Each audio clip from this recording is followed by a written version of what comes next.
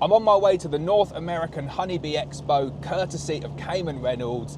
In this video, you are going to follow every single step of my journey. And this very first step is I am traveling to Manchester Airport to get on a flight to Atlanta. 10-hour flight, 5-hour layover. I think I get to Atlanta at about 5 a.m. in the morning, like UK time. I'm going to be absolutely shattered, but stay tuned. This video is going to be a long video, but you are going to see every single tiny little detail of, without a doubt, the best bee conference in the world. So I managed to make it into the airport, and there is something very strange going on at this airport, which is everything is to do with bees. Like there's the apiary restaurant, the lighting is hexagonal, there's a bee bookshop. It's a good omen that this is going to be a very, very good bee conference. But I think I'm a little bit late, so I've got to jump on my plane now. So I'm waiting to board the flight now. I've got a 10-hour flight to Atlanta, but don't worry, I've got plenty to do. I've loaded up my laptop with tons of videos to get them edited, work to do on thumbnails. It never stops at Black Man's in Honey. So 22 hours later, I've arrived at Louisville, Kentucky. I'm very, very tired. That is a seriously long flight. I'm gonna go and find a hotel to stay in, get a good night's sleep, and then it's straight into the convention tomorrow morning. So I made it to my hotel at about 2 o'clock US time. Turned out it was about a 24-hour round trip, so I had a really, really good sleep to catch up. But I'm fully refreshed, invigorated, and today I'm ready for the first day of the Bee Expo. So I've made it to the Kentucky Exposition Center, and oh my God, it is absolutely huge. Like, I genuinely can't quite get over the scale of this place. It's like a mega-sized airport. It's great though, because I'm here a little bit early, so it's about 9:30 on the Thursday. Conference doesn't start until 12:30 officially on the Thursday. So I'm gonna get inside, I'm gonna go and see if anyone's there.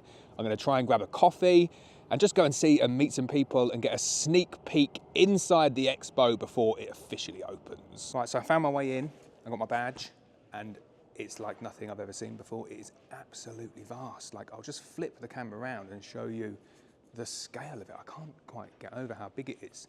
It's like, the best way to describe it is like being in an absolutely monstrous airport. And I mean like a huge, huge airport. Now, I'll just go into this room here, like the Honeybee Expo room. Just give you a quick close-up of what it's like.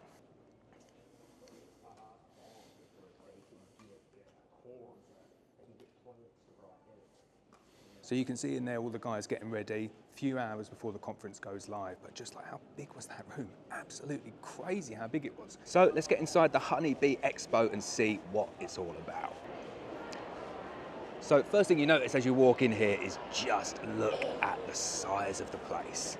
Got the stream team set up directly as you walk in.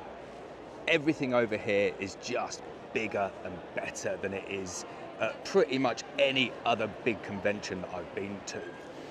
Huge amount of variety, loads of really cool stalls, just warming up, but over the next few days it is going to get absolutely rammed in here.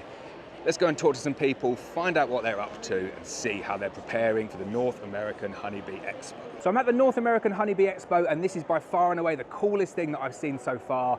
Premier Bee Products have come up with a hive called the Propol Hive. In this video, I'm going to show you absolutely everything about it. So the demonstration piece they've got over here is a lovely piece of old red oak with some wild comb inside.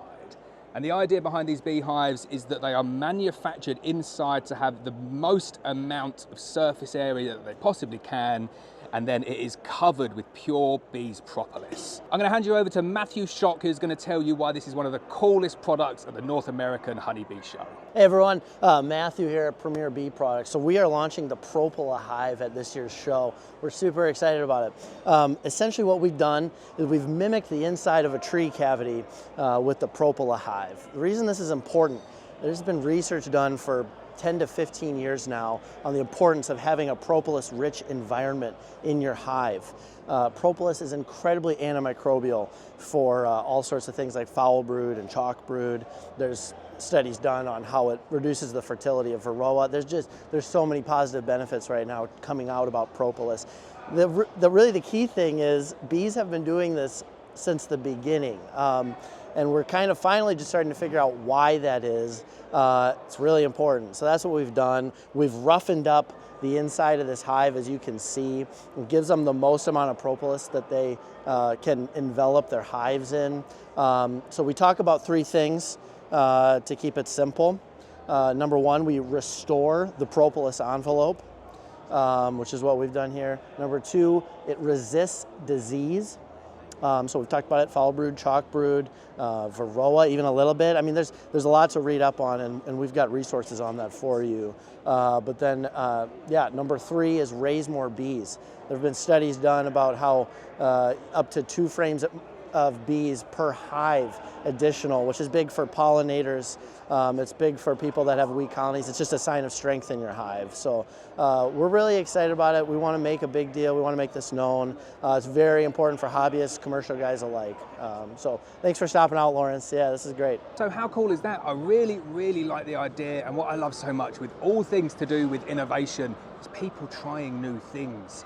Do not shun new ideas like this. This could be groundbreaking, it could be revolutionary, and anything you can do to make the environment that the bees stay in and that the bees are kept in more like their natural environment, surely got to be a good thing. Now, I'm guessing that there's no real major issue with cleaning the boxes either. You can still dip the boxes in caustic soda, you can still scrape them down as best as you possibly can, but I would say with this hive setup like this, you're probably better off dipping it to make sure that when you reuse your boxes, they're going to be completely sterilized. You wouldn't be able to kind of scrape the propolis out, and then if there's any AFB or any EFB, you might have a little bit of an issue with that, but I can't see that being an issue. If you're going ahead and doing some caustic soda dipping on these boxes, it will get every little thing out. What I love though is the way that they've kind of scribed into the side of the wood and increased the surface area to get the maximum amount of propolis in there. I wish they had this in the UK. Definitely something that I would buy, but a really cool innovation at the North American Honeybee Expo. They sell this thing, and I just bought one. You know, you do me a great honor to ask me to do this. So, wait, I gotta say, before you say anything, Lawrence, I noticed from, I was standing right here and I heard you talking. I said, man, there's a limey around here somewhere. Is it what? A limey? A limey, brilliant, yeah. Because you got a great accent. Oh, thank you. Great accent, I do like it, I do like it. It will be completely different. Yeah. But here we go. It's definitely working now, yeah, because you can see it up there. Good, yeah. Am I on? Is my recording? Right, There you go. That's you can see it's recording. Yeah, up there, yeah, everything's good now. Right, this is the 4th time that I've done this interview with Mr. Ed. It's not. It's Jeff. the 8th time. The 8th time. It's unbelievable, the unprofessionalism of all It is absolutely shocking. Like, I've come here, I bought this new piece of kit. I'm trying to make it all nice and professional with audio mics, and so the audio's gone. The audio's in my pocket. We're on the 8th take, but it's definitely recording this time. So thank you for being on the video. Thank you so much. You're very welcome. Well, thank you for asking me for the 8th time to be on the video. You know you must be special if I'm coming back and asking you 8 times. No, I think it's more of a desperation. It's desperation and sheer embarrassment, because I thought I can't just leave the last 10 seconds of the last one on. So anyway, it was probably better than the one that we're doing right now, so I don't know why he's wasting his time. At least we're laughing about it, aren't we? So why the North American Honeybee Expo for you, Jeff? Well, this is my second one that I came to, and the first one I came last year. I was just blown away at just the enormous of this place. I mean, it's just like, and this year it's even bigger. It's even bigger. More vendors, more merchandise, more and more, and not only are there more vendors, but there's more speakers too this year as well. So it's a place where new beekeepers, old beekeepers, commercial beekeepers, vendors, they all come together under one roof, and you can explore so much. Yeah, it is brilliant. I'm just listening to you talking about that and looking around, and the sheer scale, like, is genuinely overwhelming. Especially for us in the UK, we don't have anything kind of anywhere near as big as this. There isn't any in continental United States. This is the largest bee show that there is. It's awesome, and Cayman does a great job at putting it on. I don't know how he does it. Like, I look around, so my background. I know how he does it. He's a beekeeper. Well, yeah. He does amazing things. So like, the beekeeping for me is like a sideline. I'm a project manager by trade. And managing something like this, doing what Cayman's done in terms of project management, it's like a full-time job for 6 people, maybe. Well, he does have a good team, plus a great wife who helps with on this project. So we spoke on the previous 4 videos that I didn't record very well. Eight videos. So I'm trying to get the number down to reduce the embarrassment. We're going to keep it the truth. Putting me right every time. What for you is like the most important beekeeping lesson? So I've been keeping bees since 1978, and in all those years that I've been keeping bees, I've been blessed with a very simple mind and simple life, and so I would say that is the big thing in beekeeping. Keep it simple. Learn to keep bees the specific area that you are in, and if all possible, get bees from the area that you live in, because if you get bees in the area you live in, there's a greater likelihood of the chance of them surviving because they're already familiar with that environment. And then the other thing, and I think the most important thing, is to have fun doing it. To keep that newness of keeping bees alive from the first day that you do it till the day you stop breathing, and just have fun doing it. And so the trick in making it new each day for you is of course you having the desire to do it. You have that. That's a gift that God gives us, that desire. And so if you have that desire, nurture that desire to want to learn about bees. And for me, I see God in bees. So for me, it's a very easy connection. Find a connection and then grow with that connection with your bees and the knowledge of them. Oh, well, I think that's really good advice, and you say to keep it fun. Like your videos, it comes across that is what it's all about. I'm always having fun. And I'm telling you, life should be fun. And I'm not saying that it's not going to be hard, but even in hard times, we still need to have fun. It may be hard to feel that fun, but still never lose that inside peace that God gives each one of us. It's brilliant. Talking about fun, and we were being photobombed behind. I think we were going in and photobombing. So brilliant. What a perfect way to end. Keep beekeeping fun. Photobomb people as much as possible. Do at least 8 takes before you get things right. There you go. Jeff, 9 if it takes. All right, nice. God bless. And I didn't say it, but let's say it's hello, Mr. Ed. Hello, there we go. Perfect. God bless everybody. Thank you. So I think I've embarrassed myself enough at this point. I've been trying to film as many people as possible, and I just can't get to grips with this video camera. It's really driving me a little bit mad, and it's so embarrassing trying to do videos. Genuinely did that video with Mr. Ed 8 times in a row, and what a legend, like just putting up with me the whole time and just doing the same video again and again and again. I don't even know whether it's actually filmed properly at this point, but we are at the point at the North American Honeybee Expo now where they are starting to let people in. So all of that time there, we were just mingling around and it was just vendors and people. But now they're starting to let people in. So I'm gonna have a little bit of a break. I'm gonna go to the toilet, I'm gonna get myself a drink, and then the real games begin now. So I was just filming that video there with Mr. Ed at the Cayman manufacturing booth, and I walked past and they said, do you want a free t-shirt? And I thought, well, yeah, I love a free t-shirt, that's very kind. And they've given me a lot of free stuff here, and this is just standard apparently out here. So I've got a free t-shirt, I've got like a hat, I've got a pencil, I've got a yo-yo. Have a look at all this free stuff that they're just giving to people. And what a great way of doing it. Like, it's brilliant. Just give away some free t-shirts and stuff and then get people to wear them. I should probably be wearing my Cayman manufacturing hat at that point. Like, look at that brilliant hat. They've just given that away for free. And they continue to still put things in, so I'm going to flip the camera around and I'm going to show you all of the things that they've given me. So I've got a nice bag, there's some hats there, bottle openers, planners, I've got a yo-yo for my daughter, all these nice t-shirts, all of these nice people giving things away. How brilliant's that? And then this is my little gift set here.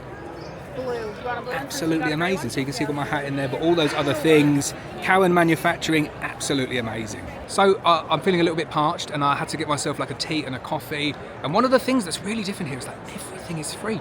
Tea, coffee, biscuits, it's free, but it's not just free, like it's sponsored by a company. So my cup of tea here is sponsored by Rossmann Apiaries, and I've not got to pay for it.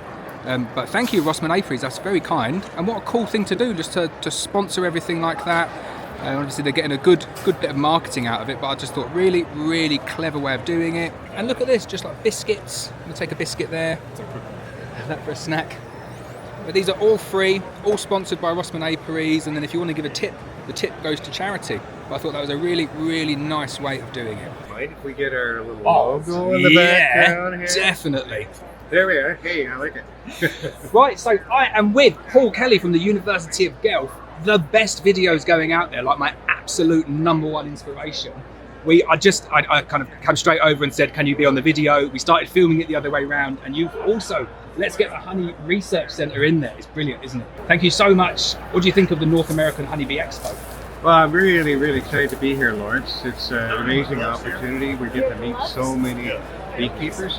I'm getting this opportunity because we started doing a few YouTube videos, and now I get to, at events like this, I get to meet the people who watch their videos and kind of hear their stories of what they're doing with bees, and that keeps us inspired. This is such a great opportunity to share information, and that's why people are so excited here. It's fun.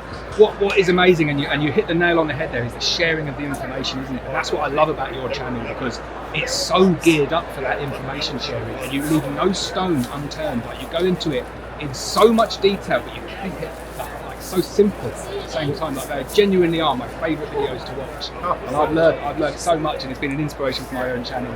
So thank you very much. We'll give a shout out again to the Honey Bee Research Centre, and I'm going to buy myself a hat that's going to be on my YouTube in the future. All right. Right. So there is one thing that I really, really wanted to find at this show, and I probably walked around 20, 30 times trying to find Apis engineering.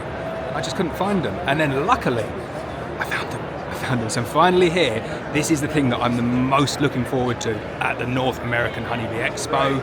And it's not big shiny honey extractors, and it's not meeting all of the other YouTubers, which obviously is really good fun. So the product in question is the simplest product in the world, and it is a grafting station for use within your truck.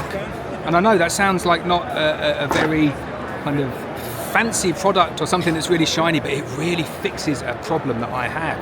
So I've gone over to the owner, Dale, and spoken to him and said I wanted to buy one, and amazingly he has said that I can have one for free. I just got to do some videos on it, which I would have done anyway. I would have done loads of videos on it because it is so cool. And then tell me about this product here then. So the mobile grafting station, why did you develop it and what's it all about? So anybody that's kept bees for any length of time and has an outyard knows that it's easier to graft right on the spot. You don't have any chilled brood or any of that, but it's always been a pain to hold on to the frame with your knees, and you know how it goes. So I developed this that hangs on your steering wheel, and just as simple as that. So it is as simple as that. Like, I'm going to take this home, I'm going to do a number of videos on it, but I'm just over the moon. Like, I come over here and I was looking at all of this other stuff, and the one thing that caught my eye, and the first place that I had to come, was Apis Engineering to find one of these and make sure that I got one before they sold out, which I guarantee they will sell out. So I'll give you a close-up of it now. Really, really nice. Thick, what's it made from? Aircraft grade aluminum, and I'm looking at it now, it's really thick as well. This isn't like cheap, thin aluminium, aluminum as I should call it over here. This is really solid, aircraft grade, gonna last a lifetime, I guess. Yeah, heirloom quality. So there we go, look at that. It's really gonna help my beekeeping, suitable for Langstroth frames, suitable for national frames. We need to do a deal and get these for sale in the UK, because this is absolutely brilliant. So walking around the Expo, and I only just found it out the other day, but actually I was sponsored to come over here by a company called Hilco Limited. Didn't have any idea at the time, but went on the website, apparently, yeah, they sponsored me. So I've just come to their stall. I thought if they're going to sponsor me, I probably should do some kind of advertising for them. So the first thing that was really cool is they got like these courtesy carts. I just think this is brilliant. I'm going to just turn the camera around now. So look at that, Hilco courtesy carts. And how cool are these carts? Like, I've never seen anything so cool. And these are not only for people buying stuff from Hilco, but they're also for anyone who wants to use them. Obviously got some really good advertising on there. And then you walk through the Hilco store, and they have got absolutely tons of stuff. Like, look at all this stuff they've got here. Got loads of cool woodenware, got observation hives, got swarm traps up here as well, smokers on display, and then we've got some deep hive bodies, some medium supers, and then loads and loads and loads of honey extraction equipment. Just take a look around in it, it's absolutely packed already. This is only the Thursday. I think the Friday and the Saturday is supposed to be a lot busier. And then look, again, you can just take hats. I love it. Definitely going to have to take one of these hats. I'll put it on my videos. Don't forget the name, Hilco Limited Liability Company, beekeeping equipment. So I found Bruce from Bruce's Bees. one of my favourite people on YouTube for the amount of effort that he puts into his videos. We've just done a little bit of work on the stream team there. It was really good fun. But thanks, Bruce, for coming on. What do you think of the North American Honeybee Expo? It's something else. I've been to the last couple of conferences and they were impressive, but this is even more impressive. So every year it gets bigger and better. It really does. And we were talking earlier about college football, weren't we? What does the A mean on your hat? Alabama is a college football team, American football. And they're a pretty powerful, dominant team. This year they made it to the playoffs and they lost. And so, and how many people turn up to the games? I think they have over 100,000 in their stadium, like 102,000 people at their home games. And if you want to get like the cheapest possible seat there, it's like what, $100? Well, for the big games, big games, I would guess $100 probably or more. Well, the smaller teams, not as big a games, probably less, but. For the big games, you're going to pay a lot of money to go to a ball game. So if you see anyone with an A on their hat like that and you want to get them talking, you just start talking about Alabama. Well, the red hat with the A. Now, their Atlanta Braves baseball team has a similar A, but they're blue and red. So if you see a hat like this, though, that's the Alabama. So, Bruce, what I love about your videos, and we were discussing this earlier, is the amount of effort and detail that you put into them. If anybody's not following or subscribed to Bruce, like get involved. They're really, really good videos, and you can just see the amount of work that goes into them. They tell a really nice story, and they are really, really good to watch. So definitely, it's Bruce's Bees, yeah? That's what it's called? Bruce's, all one word, just Bruce's Bees. Bruce's Bees. And what's kind of on your hit list? Like, I have a hit list of videos, about 300 long, and I duplicate them all the time. So whenever I have an idea for a video, I write it down. Okay. So it's probably only about 15 videos there. I've just written the same one down again and again. Yeah. But what are your videos for this year? Like, you got anything in the pipeline? Well, typically, in the past, it's been almost like a vlog. I'll talk about my journey, what I'm seeing in the hives, and I point things out. I've done some videos showing how I do splits and things like that. But I mean, kind of every year it rolls around again, like you mentioned. But this year I want to focus a little bit more on the basics, kind of like what you're doing, no nonsense beekeeping type of a topic. I need to get better. I need to talk to you about how to be more simple, because I'm more complicated with what I do. I know I could streamline it. So that's going to be my goal this year, but really just kind of continue on with my journey. I want to continue to present videos. As opposed to every little thing I'm doing, I'm going to try to maybe be more focused on concepts a little bit more than every time I do an inspection. So I'm not really sure. It kind of, with beekeeping, it kind of comes as it happens. And we were talking just a minute ago about how you go in a hive with the intention of doing one thing and you see something completely different. And so that happens a lot too in my videos. You just don't ever know what you're going to find. Nice. And then what's the best video that you've done, like your favorite, and what's the one in terms of like the performance? The performance would be, it was called Abandoned Bees. It's a video I did, about 3 years ago probably, and it really did well. Just had a guy that he lived on some property and somebody had abandoned bees there years before. Hadn't been in them in years, and he had 3 living colonies, and we went through them. He'd never been in bees before. That's the most popular video I have. Favorite video, just catching swarms, just some different experiences. Really, some of my favorite videos have been like Greg Burns and Mike Berry came down last summer in 2022, and they spent a day with me, and we had a good time with that. But just sharing experiences with people, I've got a lot of videos I like, and a lot that I think, it's amazing, Lars, some of the ones I think aren't going to do very good that I think that I just hate end up doing well, and others that I just, I put a lot of effort and work into don't do as well. So it's hard to really pin down what the magic is to be successful. That's the most annoying thing, isn't it? Like, you'll see, if you go and subscribe to Bruce's channel, Bruce's Bees, you'll see from the videos the amount of effort that goes into editing them. And if you edit videos, you understand and you can see the effort. It must take you hours and hours to do it. But when you're doing the videos, you think, oh, this is going to be a good video, and you try and capture people's attention and bring them on a big journey, and then you upload it and people are just like, yeah, whatever. Yeah, that's right. It's annoying, isn't it?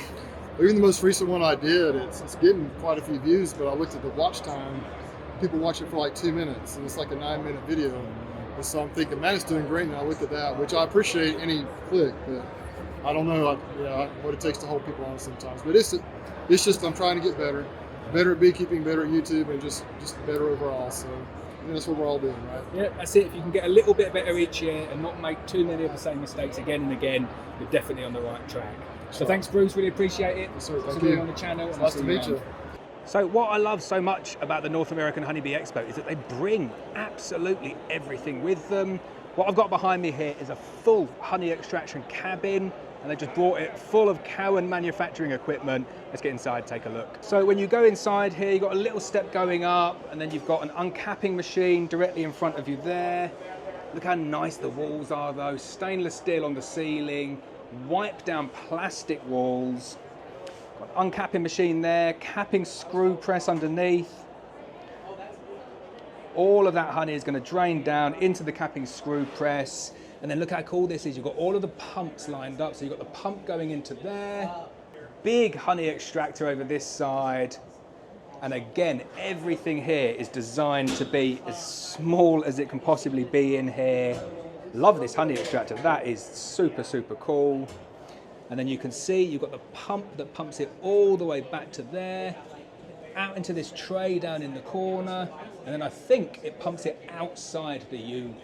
Really, really cool, and nice that they bring such big pieces of kit along to this show. So I've just been wandering around at the expo, and behind me here we've got Whiskey Trail Bees, and they've got some really, really cool products, like products that I've never ever seen before. They've got their EZ Drone Wrangler, or Easy Drone Wrangler. They've got pollen substitute, but they've got some really cool things for collecting nurse bees and being able to find your queen. So I'll flip the camera around and I'll show you exactly what it is. So this device here goes on the front of the hive, and it's basically for collecting drones for artificial insemination, completely designed by Whiskey Trail Bees. The idea being that the drones will come out, they'll fly, they'll defecate at a certain time in the day, and then when they come back in, they go back through a specific entrance, and this goes up and down.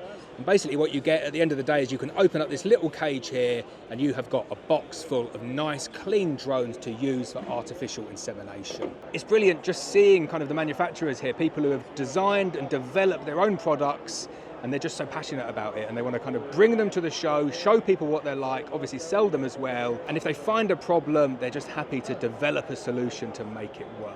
So then the next product that I've seen at Whiskey Trail Bees is a unit for collecting nurse bees in order to do your Varroa shakes, and you can also use it to try and find your queen as well. Okay, so this is for doing your mite wash or even finding your queen.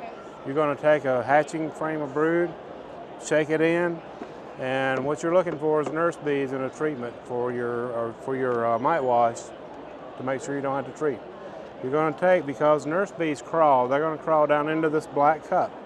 And once you get this cup full, you screw it off, you put your half cup into the mite wash, then you dump the remaining amount into your hive. If you have the queen, if you happen to shake the queen, you dump her back into the hive. So that queen saver there is $100, but I think it's a really nice, neat invention, really handy to have around the apiary, especially if you've got a colony where you can't find that queen, but really good for gathering nurse bees in order to do your Varroa mite washes. You only need one of them. I think it's a really good bargain. Right, so take 7, I think. I keep on getting stuff completely wrong.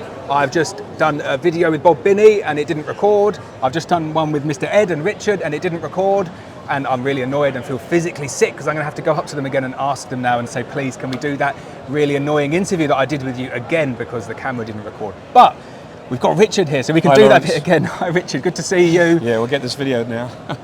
How's it going? Are you enjoying yourself so far? Well, I was going to ask the same for you. It's like kind of overwhelming because I came here Wednesday afternoon and when before everything's got to get set up. You can't really quantify the size of things because there's partitions between every 50 meters. When I say that, I mean it though. But when I was here Wednesday, this place is so big. It's like 3 or 4 football pitches together, maybe 3 football pitches together. But yeah, it's overwhelming. We're not, the public aren't actually in yet. So we're just surrounded by vendors who we kind of know a lot of because we've met them. I know a few of them from last year, so it's really good. That's the best thing about this conference is everyone's so friendly, and wherever you go, it's like the chat, the share stuff.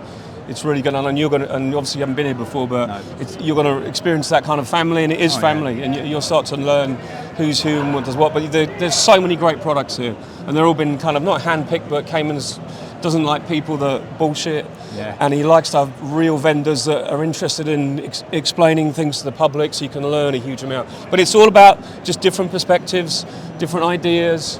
And there's some great gear. You can, as I said before in our previous one that did a video, you can buy 20 boxes all the same, but they're all slightly different to the people that supply them. And that's what everyone gives you choices, gives you different ideas. So I'm genuinely overwhelmed by the scale of it here. Not just like inside, which is vast, but outside as well. Oh, like I know. a hotel and just everything. You've seen is like the parking supersized. lot, and there's like gates to let 25, 30 cars in at once and stuff like that. I just couldn't believe the volume. This is apparently the 5th or the 6th largest expo centre in America, I think. Wow. And so it's big, and they build it for people. You know, it's massive. What we should do at this point though is give a shout out to Cayman Manufacturing, because we have just piggybacked my tripod on top of one of their like absolutely huge uncapping machines. It looks really, really good, doesn't it? Yeah, it so does. I'll flip the camera around and I will give you a show of that machinery there, and a little shout out to them because I didn't ask. Because Cayman are kind of like we'd say kind of Rolls Royce of the American extraction kit. If you're professional, so I think they brought their equipment here which is really good because it gives amateurs who are going to like into professional. So it does give people a really good idea when they're maybe looking at transitioning to a bigger amount of hives, what the equipment they could use to make things quicker. And we know other big beekeepers are like Ian Stepper, for instance. He has Cowan. Bob Binney, I think, has got some Cowan gear. Oh, nice. It's like really great kit, but it's just rugged. Yeah. It's like built to last. So yeah. What's really nice about it here is seeing the kit is like it's manufactured in the USA, isn't it? It's yeah, not in the UK. Everything's pretty much imported, isn't it? You don't get from like, Europe somewhere. Yeah. Heavy manufacturing or China or Ukraine, but over here everything is American made. Really, really good. So bigger and better. And I'm not going to do the accent. I don't want to lose any more subscribers. Richard, thank you. No problem, we'll catch up further on later on. But thanks for being on the video for take 2. So there's another amazing product here. Have you ever come across a swarm that is up in the trees and you just cannot get anywhere near it? You can't get a ladder to it because it's just not safe. How do you get that swarm down? We have got the answer here at the North American Honeybee Expo. Okay, the bees just came off of a hive swarm with the comb on there. So what you do is you just take the same old frame that has comb on it, you attach it to the swarm reacher, and then you can extend the pole all the way up. It'll go up as high as 24 feet.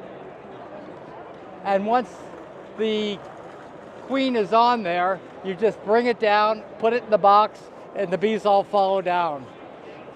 It saves you from getting on a ladder and breaking your neck. This is the gadget, injection molding, and it has a universal thread on it on the back that I use a little painter's tape to make it really firm. You buy this, it can be an old mop handle, a painter's pole, or a window washer pole. So there we go, what a cool invention, really cheap as well. They've just done the injection molding, they're $10 each, and you just add the handle yourself, but I've never seen such a really cool, innovative way to actually catch a swarm without going up a really dangerous ladder. Right, if you squeeze in and just make sure that you're just always in the shot, it will move around, okay? So definitely recording and definitely got audio, right. Okay, it appears that I am back with Bob Binney because what was it, like a 6-minute interview you did before? I forgot to turn the audio on and I forgot to turn the video on, so I'm so sorry. Oh, that's our kind of trick, Seth. Oh, yes, sir. That's Seth in the background there. He was filming before, and we're going to blame Seth for that, I think. And then Seth is going to come on afterwards. But we are back, so you wouldn't have seen any of the first one, so we need to do it again. So Bob Binney, thank you so much for kind of coming on camera today. Really nice to meet you. Yeah. As I said in the previous video, I kind of went over to Bob and said, can we just do a quick 2-minute video? And he said, absolutely, but we need to make sure we're doing it in front of the Blue Ridge Honey Company sign. Okay, I love the aggressive marketing, it's brilliant. And what did we grab before? We grabbed one of these, didn't we? Wax, yeah. Oh no. Here, grab one. Grab that one. Here. We grabbed one of these before. Look at this massive big blocks of wax, perfect sheen on the side. So tell me about this wax, Bob. We're selling 15-pound blocks for $8.75 a pound US. I don't know how that would calculate into UK dollars or pounds, I suppose. But beeswax is expensive, as you know. It's very valuable. We sell a lot of it. We actually buy thousands of pounds from other beekeepers and clean it up. This wax actually isn't our wax. We got this from New York State, from a beekeeper we buy honey from, and he brought me a pallet of wax, and we remelted it into 15-pound blocks, and as you can see, it's nice stuff.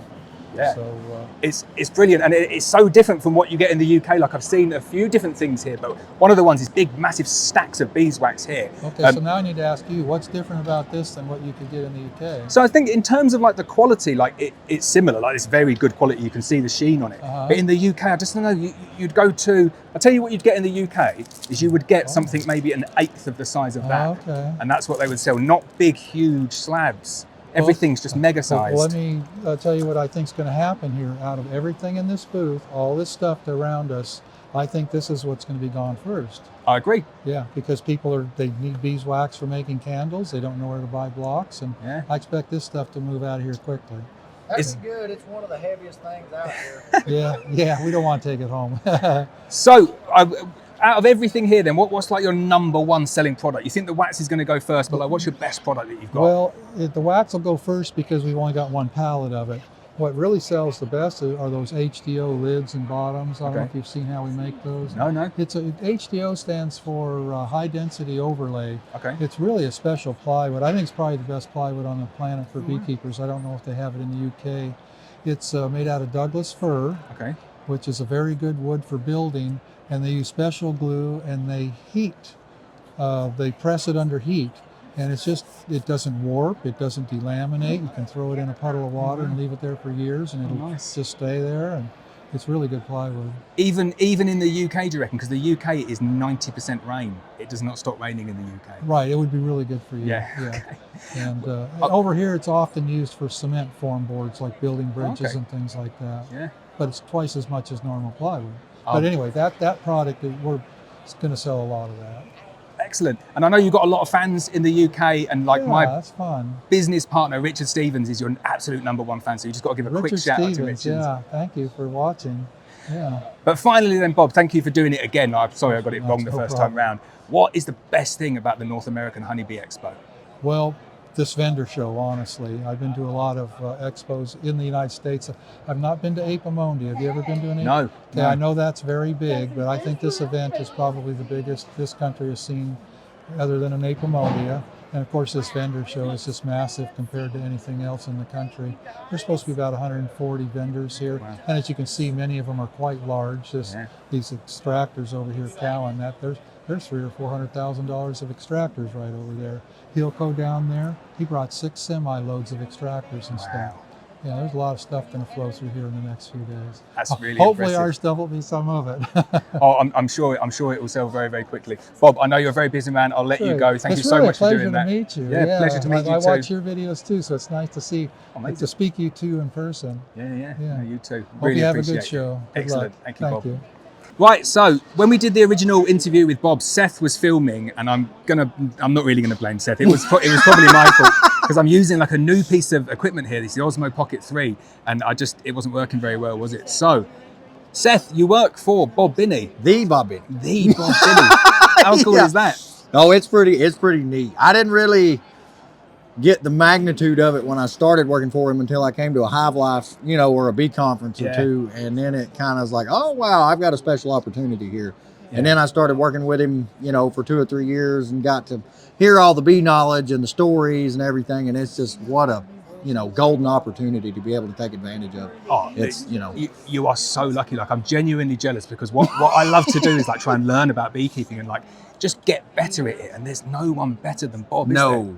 Not alive today. No. He's the one guy he's probably one of the most knowledgeable beekeepers on the planet today. Yeah, so what we're doing at the moment, Bob is literally just behind us there. Does he need to speak to you? He can do if you want. No, I don't think so. I think we're good. So you might just see him going over the back. So what we were doing there is being really nice to Bob. And we were saying all the nice things. Bob's the best, he's amazing. No, he is genuinely the best. But now we're going to get the inside scoop. So you're gonna dish the dirt, aren't you? What are you going to say? There's not really much to say. Bob's one of the nicest people you'll ever meet, and he's genuine about it. He doesn't really ever get angry, and when he is angry, he's not even angry. Yeah. So it's like, he's a rare bird, and he's one of the, Do you need to speak to him? It's fine. We can cut in and cut out if you need to speak, or you need Seth to do stuff. Oh, okay. We'll finish pretty quickly. Yeah. I loaded that question up specifically because I knew there was nothing that was going to be said about it. It was really, really good, isn't it? But thank you for being on, Seth. I really appreciate it. Absolutely, man. It's Great good to meet you. Yeah, we'll catch up and do something. You know, Excellent. we'll walk around or, you know, say, but anyway. Nice All right, Sounds that'll good. be cool. We're done. So there we go. That is day one complete at the Honeybee Expo. Absolutely shattered, but what a brilliant day. I bought myself some really cool things. I've been given a lot of cool freebies as well. I've met some amazing people and I'm ready to go and do it again tomorrow. First off though, going out for a barbecue meal with all of the other, I hate the word, but VIPs, apparently that's what I am, VIP. And we're going out for a barbecue meal, so I'm really excited about that. I'm also very, very hungry as well. So I'll go out and have my dinner, get showered, another night's sleep, and then straight back at it tomorrow for day 2 of the North American Honeybee Expo. So we're on to day 2 of the North American Honeybee Expo, really struggling with jet lag, absolutely shattered in the evenings and then waking up at 4 o'clock in the morning. But I'm really excited to go over there and see what's happening today. I'm looking forward to watching Richard's speech on the Asian hornet and the doom mongering that's going to be taking place. Not sure everyone's going to be ready for how negative that speech is, but it's going to be a really interesting speech from someone who knows what he's talking about in terms of the impact from Asian hornets. One specifically for me for the UK in terms of the impact that it's going to have on us in the UK for the next year. So really looking forward to seeing that one. Obviously looking forward to meeting many more people across the day. And I can't wait to go around the vendor hall again and just see all of the cool beekeeping innovations that people have brought to the show. So I have very kindly been given VIP access into the honey show. It's quite strict here and you're not really allowed in, but they have very kindly let me in. So I'm just going to give you a sneak peek of what is in this hall here. You can see behind me lots of different exhibitions, over 1,000 single exhibitions in the honey show. Let's have a look and see what they've got. Love the uniqueness of some of these items. That is absolutely beautiful. Definitely not going to touch anything, but really loving the look of that. Wish I could take that home. How cute is this little guy in his beekeeper's veil? Really, really sweet. Oh, I'm loving this as well. It's kind of some sort of laser engraved or some different sort of engraving on a Langstroth box. Really beautiful. And then we get into the real serious business. Look at all these honeys. Absolutely every single honey you can imagine. Look how light that one is there. Right next to some buckwheat. I love that you've got all of the different colours of honey, but then you've got little bits of information next to them as well. Over here, various different types of mead. So over in this corner as well, we've got a honey cocktail recipe, and they put all of the information down there. So look, you've got a wild beach plum vinegar, and then over there you've got a cocktail, loads of different honey liqueurs, all various ways of upselling and making your honey product a little bit more valuable. So some of the bits here, you need to keep them refrigerated until the tasting or the testing. Little fridge on site just for that purpose. So look at this, honey cookies, honey cakes, honey sweetened s'mores. I really want to come back and taste some of these things. Well, I've never seen that before. Honey garlic, honey spiced peaches, a variety of honey jams and jellies. Oh, now this is a little bit of me. Lots and lots of different barbecue sauces, and then all of these honey condiments as well. So then for people who can't handle the heat, you've got your non-spicy honey condiments as well. Love the presentation of these. They really do look beautiful. So these exhibits here are all candy made from honey. Look at that one there, the Easy Beasy peanut butter candy.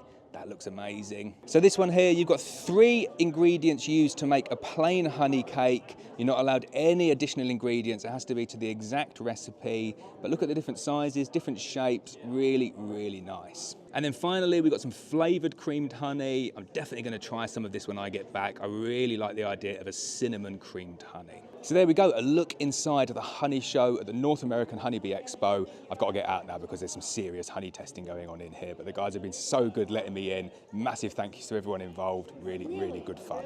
So I've got to be quiet back here because there's a show that's just about to start. But I thought I'd give you a little sneak peek inside the auditorium to show you just how massive it is and how many seats there are. So take a look at that. That'll be filled, no doubt, for Richard's speech later on today. Bob Binney had people queuing out of the aisles earlier.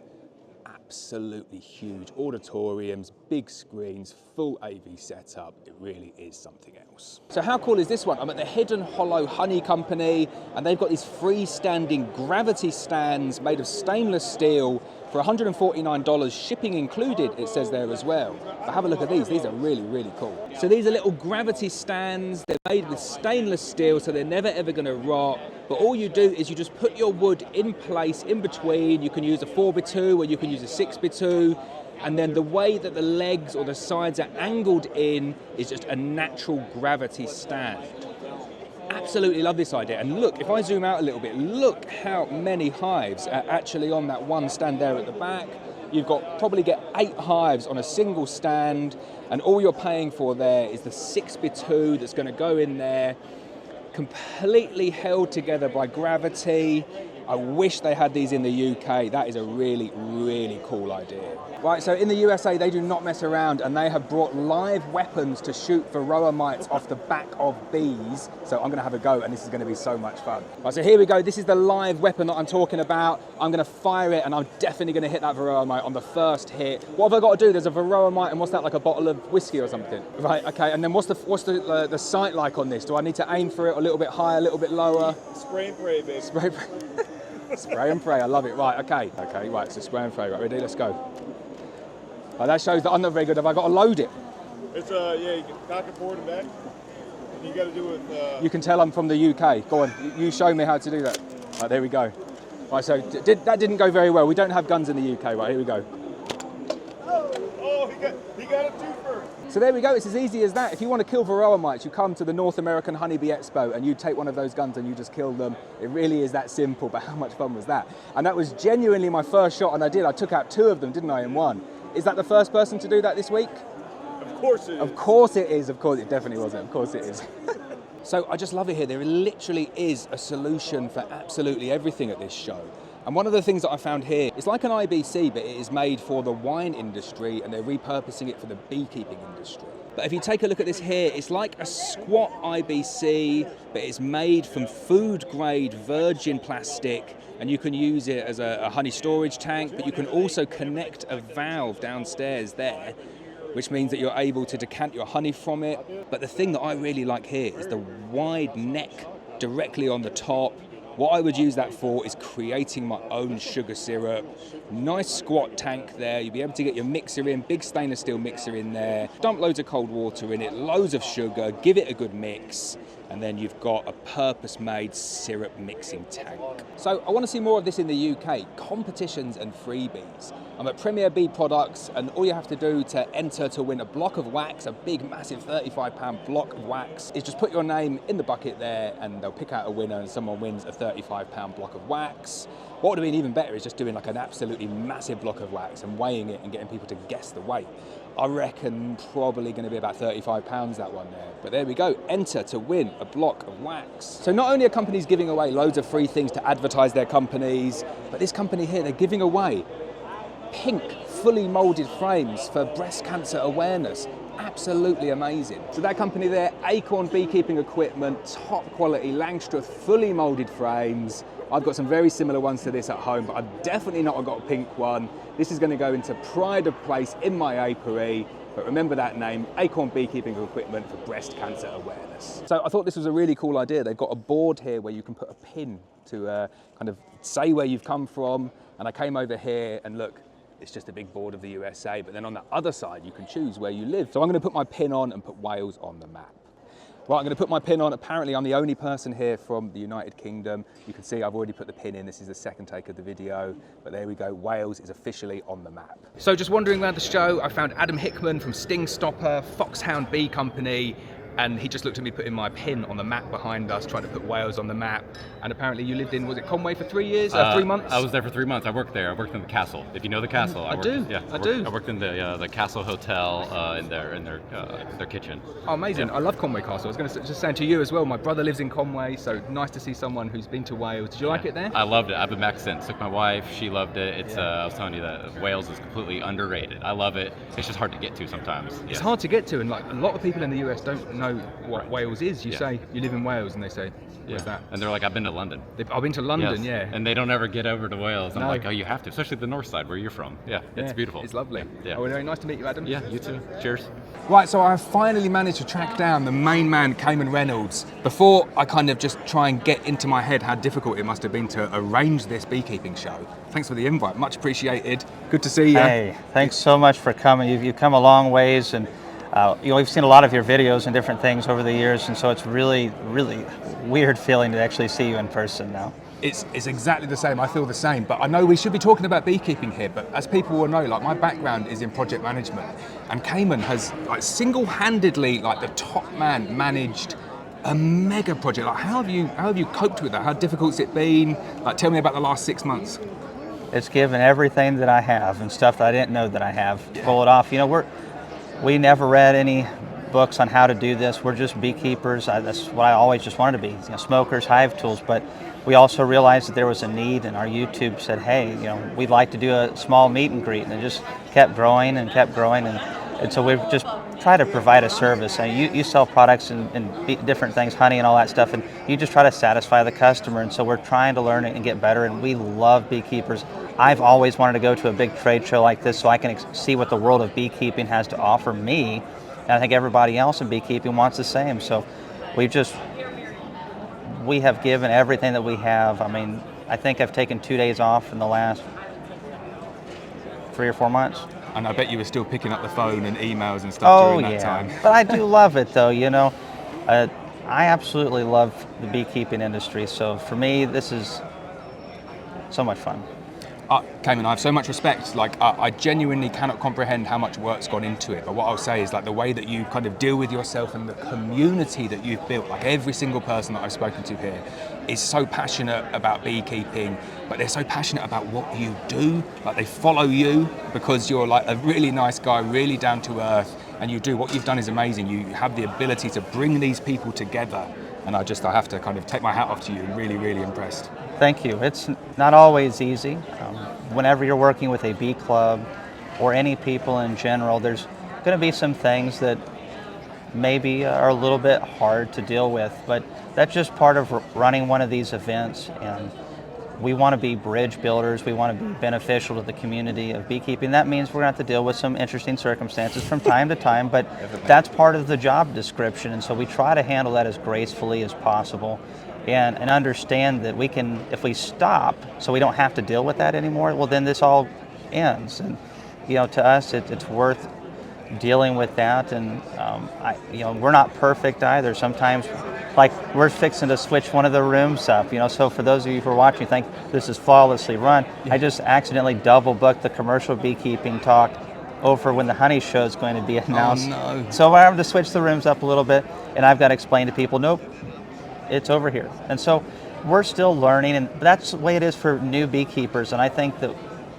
the best thing that's helped me be able to do this is, as I have been a new beekeeper at one point, and then I've, like you, have become an educator for new beekeepers and people who are on their way to becoming successful by however they define that.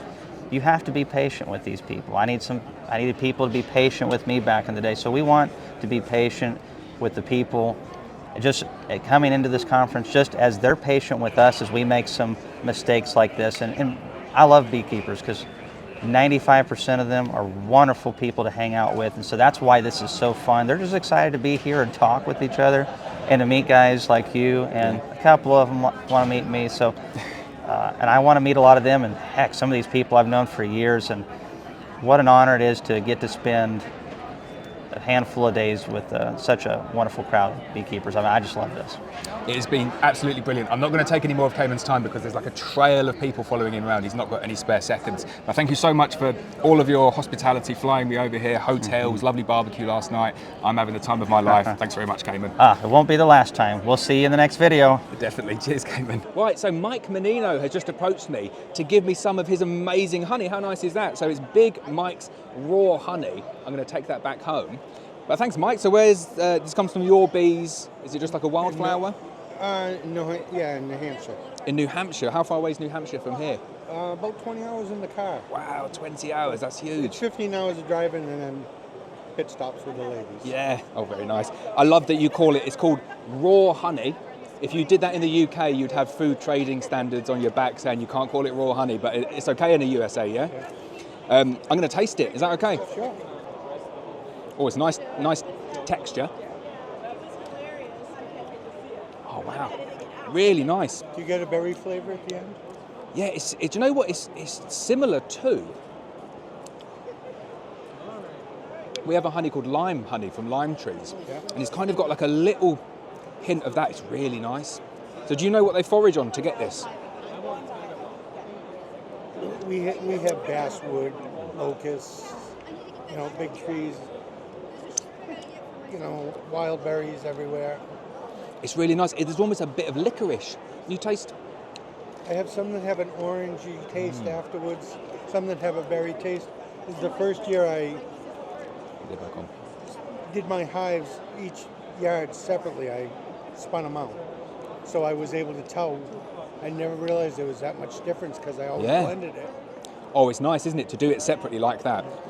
Mike, I've got a very sticky hand now, but thank you so much for that. Really appreciate it. I'll take that back home and I'll have that on my breakfast. Thank you. I will try to catch another one of your Q&As if I'm home during the day. I know. Someone else said that they're at really inconvenient tastes. Is it like... Oh, I watch them, but I can't participate. No. I did participate one day when you were... Yeah.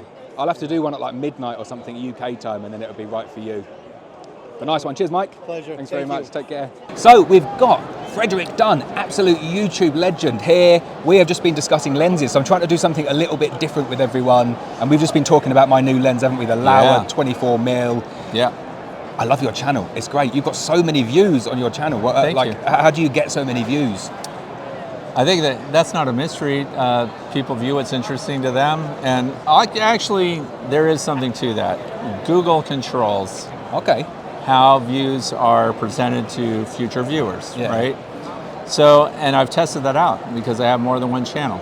I have a channel that like nobody pays attention to. Right, secret channel. Called Fred's Fine Product Reviews, little plug. Yeah. It's not monetized because it has such low subscription. Okay. However, I can put an identical video, same content, same title, same everything on that channel, put the same video on my channel, the Frederick Dunn channel, launch them at the same time, and one of them won't even show up in a search. Oh, it's crazy, isn't it? Google controls what gets in front of the eyes of free, viewers. So why do you think it likes the Frederick Dunn channel so much? The Frederick Dunn channel, I think it really is about algorithms. Okay.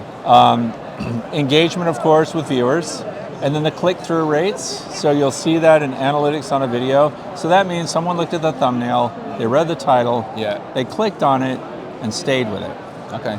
And this is why clickbaity kind of images and stuff don't really work for the algorithm. Yeah. Because if they click it, realize it's not about the title or what was presented in the thumbnail, they'll disengage. So to increase viewership, we need, first of all, the click, the stay, the view, and then recommended videos by the same channel. Okay. There's the other end of it. Remember that Google wants you to spend a lot of time looking at YouTube. Yeah. So the more frequently you present usable video sequences. In other words, don't just fluff it, right? Because some people think I just need to launch videos all the time. That becomes white noise. I've definitely been guilty of that, yeah. Okay, so it's kind of the middle ground, quality content presented at the right time of day. Put in front of the right viewer that stays engaged. The more that happens, the more you get recommended views. So when you look at analytics on your channel, you'll see the viewer sources come from recommended views, searches, subscriber base. Here's what's interesting. I have a very small percentage of views from actual subscribers. 70% of my channel and video views are from non-subscribers. Wow, that's really interesting. So it is. Yeah. And the other thing is, if you look at, like if we looked at each other's videos, you might think that the recent video, maybe your video would get more views. Maybe it gets 10,000 views in 5 days or something. Well, I might have a video up that gets 3,400 views. That starts to look like the channel would be more popular. But it's across every video you've ever published. So these are perennial posts, and that's kind of how people need to think about it. The video that you put up right now shouldn't be fast food. Right?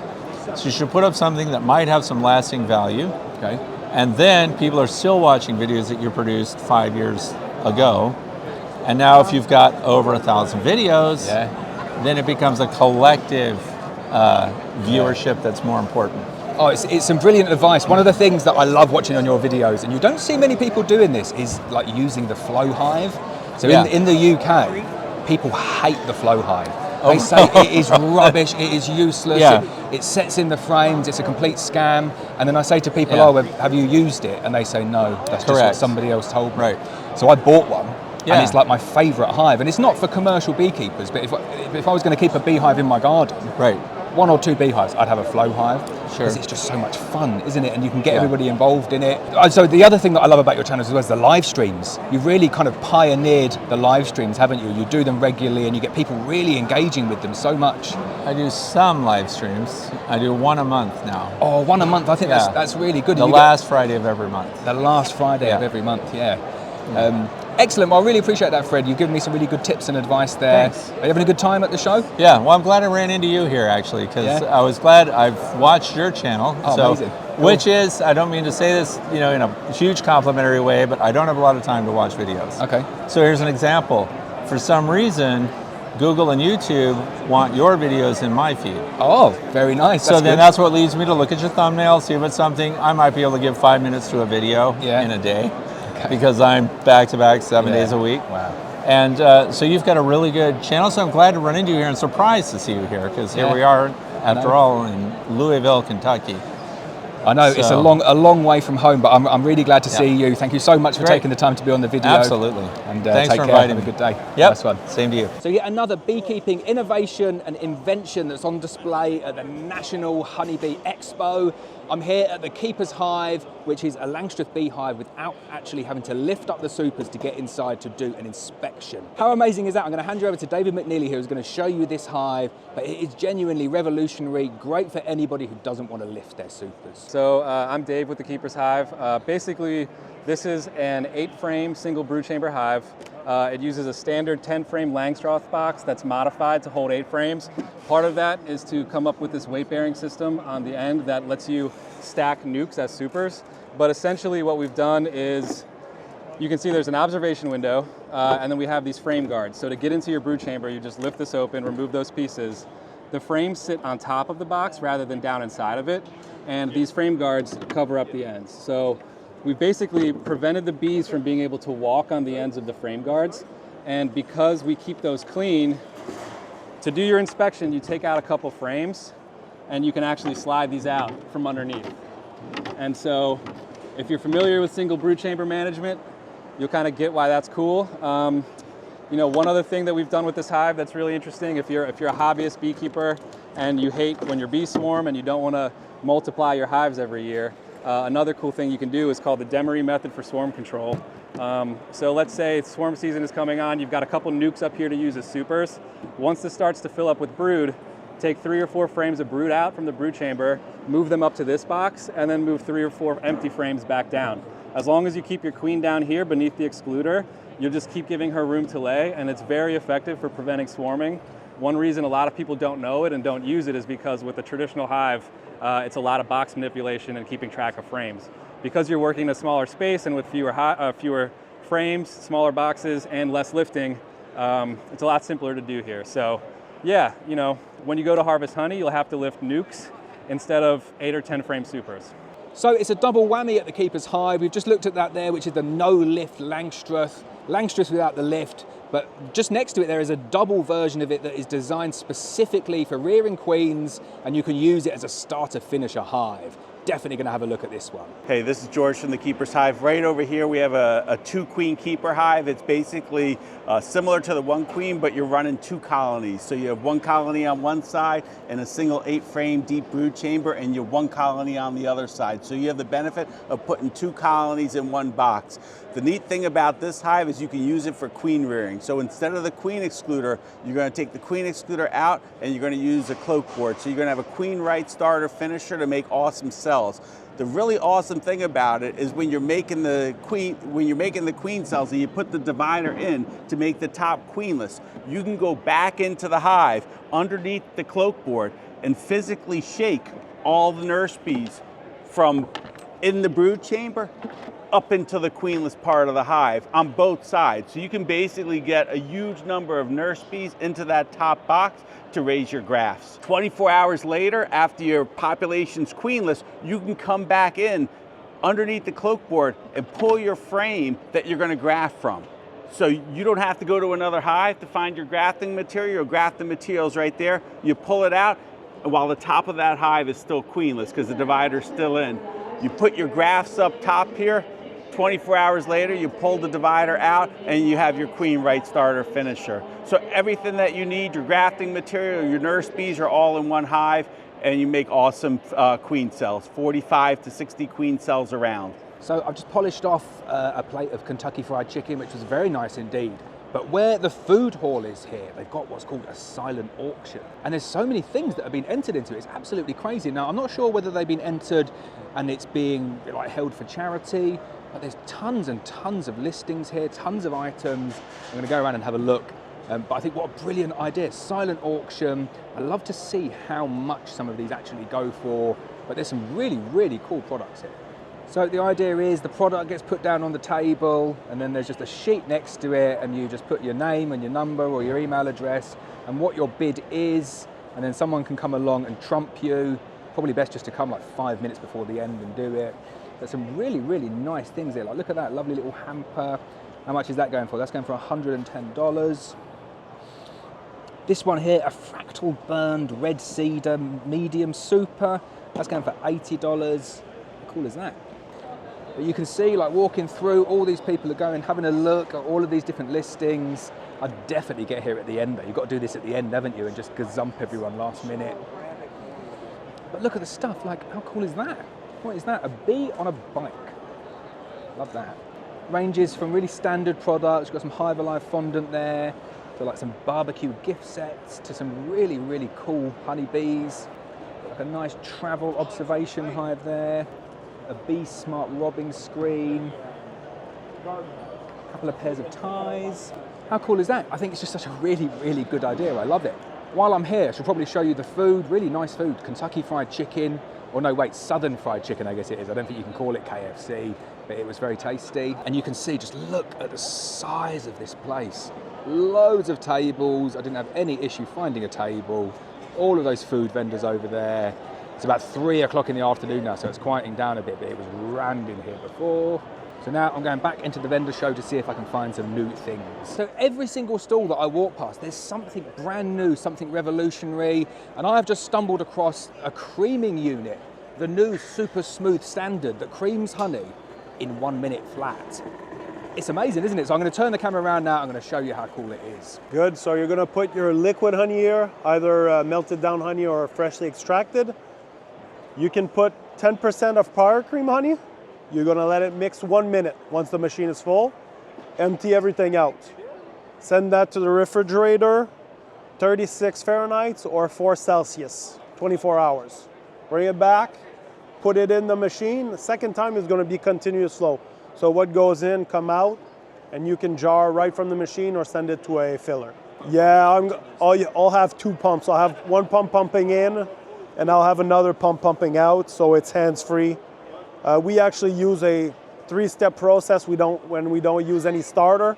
So I pour our honey in, let it come out right away, repeat that 3 times in the refrigerator, and then it's going to be ready for shelves. So what we do on Monday hits the shelves on Thursday. So I've got a little sample of the honey there, and I can see already from that it's like really nice and white and creamy, no crystallization on it at all. Probably be rude if I didn't taste it.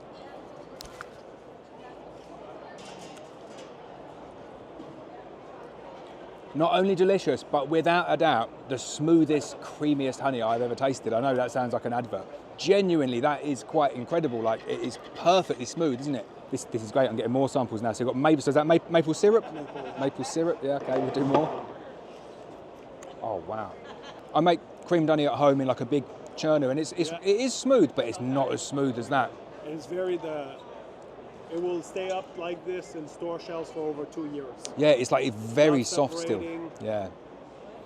Brilliant, there you go. I know it's quite expensive, but if you want the very best, you've got to pay money for the product. So there we go, look it up, cream pow. That is a very, very interesting way to make creamed honey.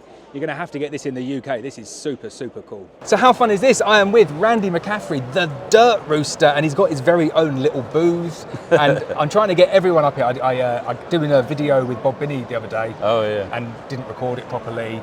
And then I did one with Mr. Ed and didn't record it properly. So hopefully we've got that one set up. Well, this one's gonna go good. Yeah, I know. But thank you so much for Mr. Ed was the problem there. Oh well, he was saying that we had to do about 8 retakes with Mr. Ed, and it was so embarrassing. I was like, please, can we do another one? And he was just laughing and smiling. Yeah. But thank you so much for being a part of this channel. Like, Lawrence, thank you for inviting me in. Yeah, big inspiration for me. I love your Thank videos. you. Appreciate Swarm catching. That's Yeah. the thing that you are the man for, aren't you? Swarm Cutouts catching and and swarm cutouts. catches, yeah. And how do you get, like, how many calls a day do you get when swarm season for people coming in and getting swarms? In the height of the season, it's not uncommon to get 7 or 8 calls a day. Wow, 7 or 8 calls a day. Do you go to them all, or do you? No, I can't. I pawn them off on other people, the ones I Okay. can't get to. And then how many people do you think ring you up and it's just bumblebee nest or something, or wasps or yellow jackets? That happens 30, 40 times a year Yeah. where it's bumblebees or yellow jackets. We don't have a lot of yellow jackets in the deep south where I am. We have southern yellow jackets, but further north they have German yellow jackets and other varieties. And so deep south like that, we don't get a lot of yellow jacket calls, but the ones we get are pretty nasty. Yeah, and it's the German yellow jackets are the ones, they're the horrible ones. The southern yellow jackets are the bad ones. The German really? yellow jackets are fairly mild. Oh, see, I think in the UK it's the German ones that are bad. You've probably got like killer US ones that are super bad, isn't it? Yeah. What do you think's been like? What do you think's made your channel such a big success? Like, it's huge, it gets watched, it gets millions of views. Like, what's your secret? I think a lot of it is storytelling. Some of it is that we were early on in the beekeeping community on YouTube. There were only 2 or 3 beekeepers on YouTube when we started, so we had kind of had a jump start on everybody. Yeah. Some of it is sensationalism. We do a lot of big cutouts and big swarm catches and things like that, but we do a lot of teaching, a lot of encouraging. We just have a good time. Keep it fun. Keep it light. You definitely do, and it's the cutouts and the swarm ones that I really love watching, because especially for someone who's never kept bees or kind of never really, they don't want to be near a bee because they're afraid of it being stung. Sure. And then you're covered in so many of them with like no protection. Yeah. And like, do you get stung a lot when you do it? I do get stung a lot. Yeah. I don't let on how much I get stung, because I get stung a lot more. Yeah. You know, a lot of times you'll see me picking a stinger out and I just go back to work. But yeah. if people knew how much I got stung, because I get comments all the time, you're gonna die. You know? Yeah. But that's part of it, isn't it? Like, you your can't body put the builds veil on resistance. because that's the video, isn't it? It's doing it without the gear. Well, part of it is that I'm working in dark areas usually. I'm usually indoors, up in somebody's wall or soffit or something like that. It's kind of hard to see through a veil anyway, as you already know. Even in broad daylight, if you're hunting eggs or queens or whatever, it's so much easier to see with the naked eye. Yeah. And if you're comfortable working with no protection on, go for it. Most people won't, which is fine. There are times that I have to suit up, but most of the time I like working suitless. We're in a hot area, a subtropical climate, I guess. Yeah. I'm a big boy, it's hot, bee suits are hot. So if I can go without a suit on, I absolutely will. Yeah, excellent. And we're at the North American Honey Bee Expo. What do you think of it? Incredible turnout. The vendors, wow. Yeah. Everybody that has been before has come twice as big and twice as nice. More equipment, nicer setups. What I love with it here is you've got like mega machinery, like machinery that we've never seen in the like UK. Cowan's extracting line over there. You see it, but then you've got that, and then you've got someone who has got a problem in their own apiary and they've developed like a little mini solution and they brought it here and they're selling it, and you just think, oh, I love that range from the absolutely extreme to just people fixing problems kind of. You've got everything from a $200,000 line to somebody hand forging hive tools. Yeah, exactly. and everyone is so friendly and accommodating, and it's just great. What I love is that there's all the talks on, and then the talks finish, and then it's just like, oh, and everyone kind of goes running back in. It's a tidal surge in and a tidal surge out. It's brilliant, isn't it? Oh, but thank you so much. I really appreciate you like taking the time to have a chat. Thank you, man. You're a massive inspiration. Keep up the good work. I appreciate it. Thank you. Brilliant. Thank you. Now, you want to try it with the recording? So, I'm so embarrassed. Start fresh. Start fresh. But we can start fresh with me saying how embarrassed I am that I've done it again. Yeah, I'll bring you in. It's your video, do whatever. You in. Call me when you need me. So I am so embarrassed. I've just filmed probably a 10-minute video with Yappy the Bee Man. And we laughed and we joked about all of the bad edits that I did yesterday and the fact that I didn't hit the record button. And we got to the end and I went to turn it off and I hadn't recorded it again. So amazingly, everyone here is willing to just do numerous videos with me and he stayed on. So we're going to do the video again. We're going to talk again. Yappy, if you come in here now. Everybody will know this guy from his amazing YouTube channel, Yappy the Bee Man. What were we talking about? We did take two. All right, yeah, take two. I believe we started out with the amazing, unbelievable size of this conference. This is the biggest thing that I've been to in a bee conference ever. Cayman has absolutely just nailed it with the relationships between the beekeepers, the information he's putting out, having the vendors here to provide the great deals and the equipment for everybody. Oh man, absolutely off the chain. It really is. It's just prompted me because there was a little bit before that, which was we were speaking in length about you photobombing Mr. Ed yesterday when I was failing again with my AV technology. And we were talking about that and it wasn't even recording. I just can't believe how embarrassed I am and how willing all of these YouTubers are to give me a third and a fourth chance. Right, I'm going to have to promise not to do it again. We're definitely recording now, though, aren't we? Yeah, I'm seeing the numbers turn, so I think we're good. But that's the joy of this. As a creator myself, I understand that you have to sometimes, well, I could have done that just a little bit better or tweaked it a little bit better. So you definitely got to give love to somebody who's come all this way just to spend a few minutes with me to share with you guys. It really, I do appreciate it so much. Like, I'm a massive fan of your channel, and if for anybody who's not seen Yappy, like, get on there. I know you will have done because he's got a massive following, 20 times bigger than mine. But his biggest video, without a doubt, is your Mega Swarm video, isn't it? Tell me about the Mega Swarm video. Like, how did you film it? It's just, it's astonishing. I've never told anybody this story, so you guys are the first to actually hear the truth about the reality of this video that I created. I got a phone call about a big swarm in a tree. I get there and there's just a huge amount, 5-7 pounds of bees. So I don't have a ladder. I don't really have a whole lot of anything with me. Don't even have any of my cameras. But I backed my truck up under there and I put a tarp on the truck. Don't want to scratch it. And just basically opened it up. I was looking at it and I said, I want to test their temperament. So I'd reached up and kind of touched them, and everybody that doesn't understand beekeeping knows that that's not really strange, but non-beekeepers think it's crazy. Yeah. But as I was doing my little normal, I happened to take a little bit of bees out, and they were great. And I looked back at that spot, and there was the queen. Wow. And I mean, just as quick as anything, I reach up and I get her, and I'm like, holy cow, this doesn't happen. No. So I'm fumbling through. I've got no cameras. I'm shooting with my cell phone, not thinking a whole lot about really the quality of the video, just something to share. Yeah. And we got done, hit stop on and uploaded it straight to YouTube. Next thing I know, it took off. I mean, it was just a blessing. It really is. So it is a long form video. It's not a short, and it has got, you say, 33 million views. Yes. So we're playing a little game here. Not many people will know how much money you might earn from 33 million views. If you want to have a guess, stick it in the comments. That is a little trick I learned from Yappy, which is get people to put something in the comments. I bet you cannot guess how much it is. And let's say it's maybe over a couple of $100, yeah? Well, yeah, it was, let's see, it was enough to where I could put a full tank of gas in my car and still buy a sandwich. I noticed the change after that video, which was it wasn't being recorded on camera phones. It was like brand new lenses, and it was very, very professional. Yes. And you take it seriously, don't you? After like very good equipment, everything's like choreographed. Yeah, you get to a point where you have to up the game. Every video we create is always going to be our next best video for you, the viewers. So I've improved a lot of that equipment, editing software, computers, trying to create better storylines. So go on, tell me finally about one thing that you've tried to film and you think, like, this is going to be the next big thing, and maybe it didn't go to plan. Because I always get that, I think this is going to be my best video ever, and it's rubbish.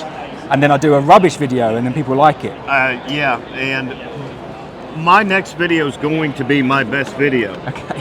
Whether you like it or not, That's going to be the deciding factor on whether I get to buy another camera or at least put more gas in my truck. Yeah. But for me, they're always the best. You guys will have to decide. Definitely. So finally then, North American Honeybee Expo. Like, what's your favorite thing about being here?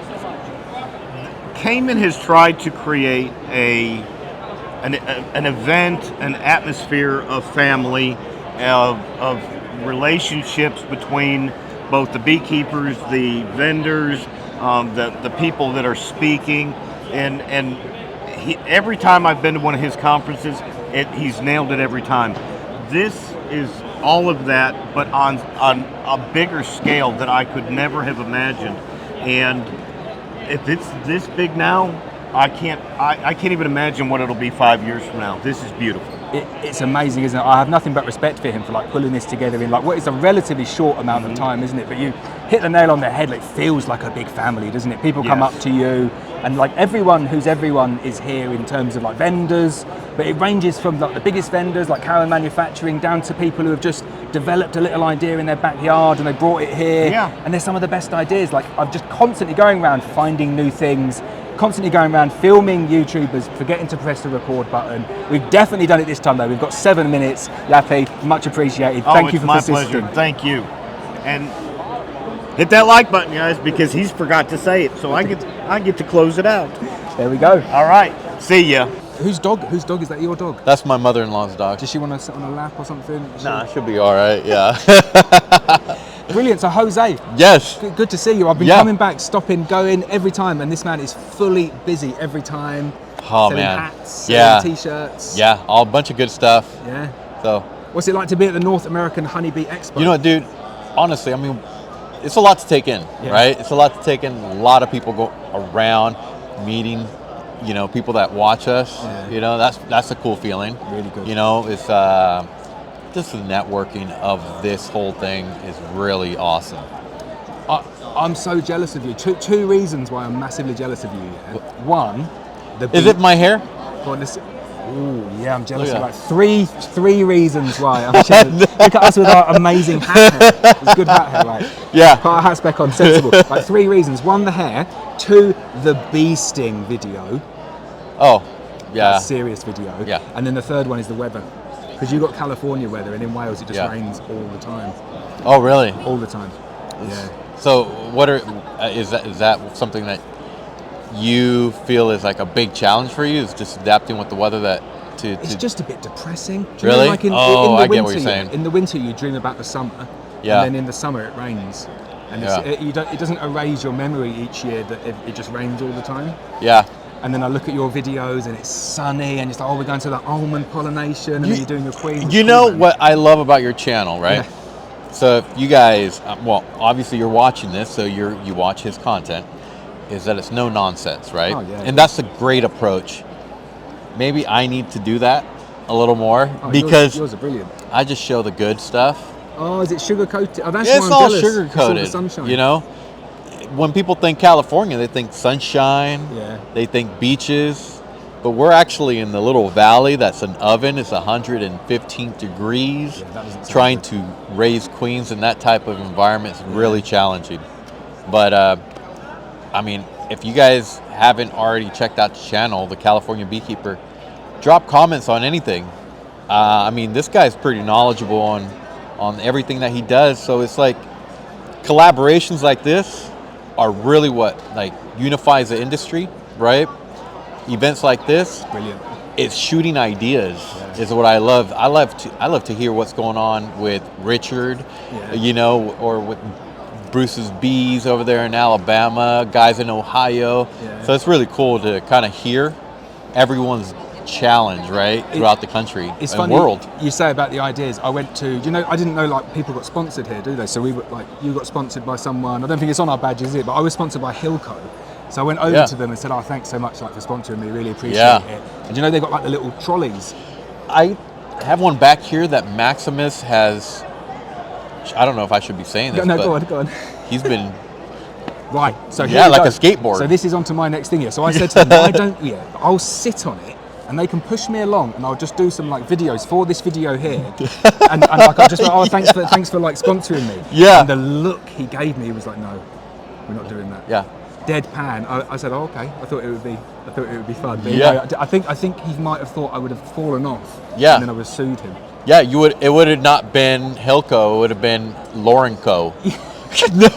Brilliant, mate. But your videos, I love the queen rearing. Like, how many queens do you rear each year? We run 4,000 nucs. Yeah. Last year we produced 15,000 queens. So we produce it, like I sell a lot of queens. We sold about 7,000 queens last year, but we bring in a lot from Europe because the weather's so rubbish here. So I did maybe like 500 or 600 queens in the UK, and 500 or 600 queens is hard work. And you just, how many? 15,000? 15,000. Wow. And you sold all of those as well? We sold all of them, yeah, and we keep around 400 to 500 for ourselves to winterize and do, micro adjustments for our own apiary. Yeah. Because, I mean, early queens for us for California, we sell starting April. Okay. We start pushing queens out. Yeah. But we can't even get our hands on our own queens. No. So we're always dropping queen cells. That's how we introduce and grow our apiary. And could you sell more than 15,000? Is the demand strong, or is that the demand is strong? But I think what's one of the things that we get a lot of people that come into the industry. I think it's really important to, if you wouldn't put it in your apiary, I think it's one of the things that we live by. Yeah. If it wouldn't go in my apiary, I try not to. We just don't push it out. It's good, isn't it? So, and customer service like that, people remember and they come back again. Yeah. And again. So I think that's what we revolve our, and I think it's for any industry. It doesn't matter. Yeah. Customer service and just that passion, right? The passion that you put into your product. Oh, definitely. So people love it. What is your favorite part about queen production? Oh, my favorite part about queen production is it's an easy one. Yeah, is you make the queens, and I like the process of making the queens. But it's once it's in the cage, and I send it out to a customer, and then they come back to me like 12 weeks later, and they say, I used to go into my apiary and my bees would kill me. And they said, I go in there now and I wouldn't even have to wear a veil. That's a cool feeling, isn't I'm it? Just like, oh, that was me. It's rewarding. Yeah, it's really rewarding because that's like all of your work, right? And a lot of people have this assumption that it's just, I'm going to breed from that one because it looks really good. Or, it takes time, breaking down daughters, breaking down genetics, traits. It's, it's guys like Corey Stevens that does phenomenal work. Got Shabu right out next door, 2 Rivers. If you haven't checked him out, he's great. So it's just the whole industry. There's a lot of guys that have a lot of passion, and I'm excited to see just all these guys coming up that are actually commercial beekeepers in California, everywhere really, are a little on the grumpy side. Sorry guys if you're watching this, but I'm just being honest. And it's nice to see guys that are willing to be just share, bounce off ideas, because we're all in it together, really. Definitely are. Have you heard of that trophy mite? No, what is it? The AAA laps mite. Oh, AAA laps, yeah. Yep. Tiny, aren't they? Like, have you ever seen them? Like, not in a hive, but in a sample. Yeah, Dr. Samuel Ramsey did a phenomenal presentation on it, and if you guys don't know about it, go check out that video. I don't know if you can drop a link like that. Yeah, we can stick a link and I'll get a link for Samuel Ramsey does a great one. He's been doing a lot of research in Asia on it. I think he's going back to do some more research. And it's kind of scary. It definitely be scary if they come over here. Right, Jose, I'll let you get back to it. I've been going back and forth, and Jose is like the busiest man here, selling caps and mugs and everything. Super busy, but thank you. No, thanks, Lawrence, man. Really appreciate it. Finally, I know. All right. I know. Until next time. Yes. Good man. All right, man. Rock and roll. Right, so you might wonder what is actually going on here. I am actually being pushed along on a Hilco trolley through the Bee Expo. And I went up to the Hilco owners, and they'd very kindly sponsored me to come to the North American Honeybee Expo, and we're nearly just driven into someone there. And I said, would you mind like pushing me around on a trolley? And I don't think they were overly keen, so I found somebody else. What was your Twitter handle again?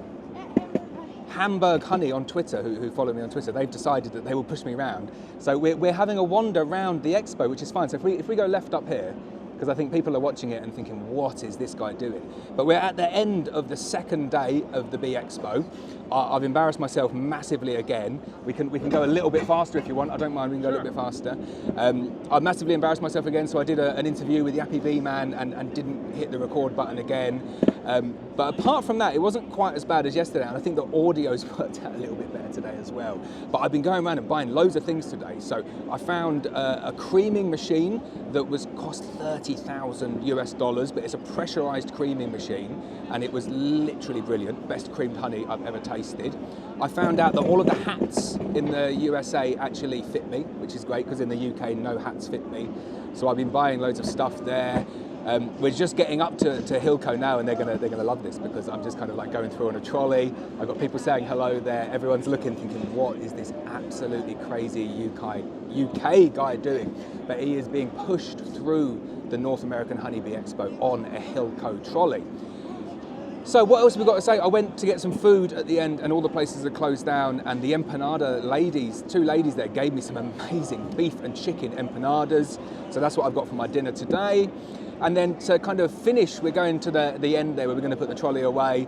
To finish, we've still got another whole day. I love the fact that the expos here are not just a 6-hour job, but it is a full 3-day expo, and every day seems to get like a little bit better. And I've even got a different colour gilet for the next day, which is a blue one as well. But massive thanks to Hilco, like they sponsored me, they paid money for me to be here. I really, really appreciate it, and we're going to put their trolley back now.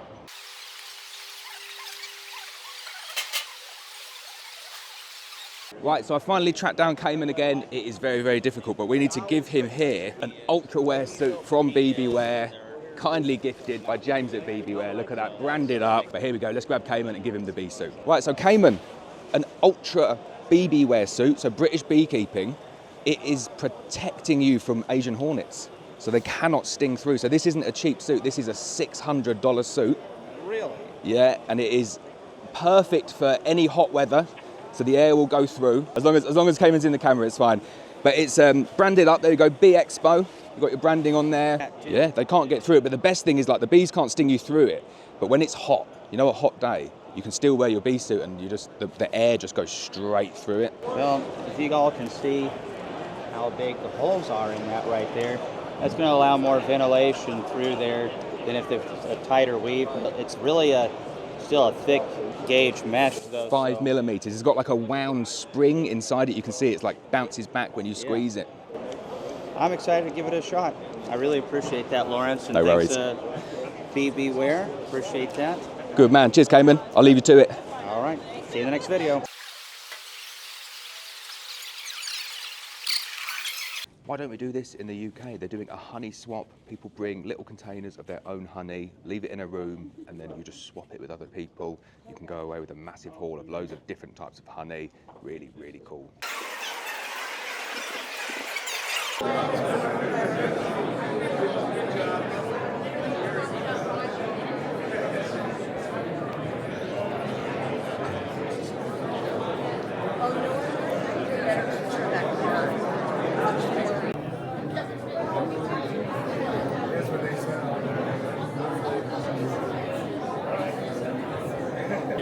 When you have liquid in a circle, it forms a meniscus. You got a little concave dip. The edge of the meniscus should be at the top of the filament. So you hold that. So as I was walking into the Bee Expo today, I saw this really cool statue, and I just thought, what a great idea to go and get a bee suit or a veil and put it on the statue. So I'm hoping that there's no police around. I'll probably get arrested for this in the USA. But then I also saw some licensed beekeeping suits as well, and thought this is absolutely perfect opportunity to get a licensed bee suit on a cool statue outside the North American Honeybee Expo. So luckily there was no police around there. We didn't get arrested. We got lots and lots of very funny looks though. Apparently it's not the done thing to dress up the very important statues in licensed beekeeping wear, but I thought it was pretty cool anyway.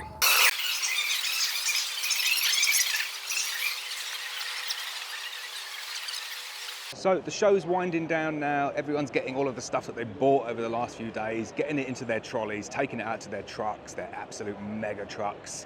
And you can see that it's just getting a lot quieter in here now.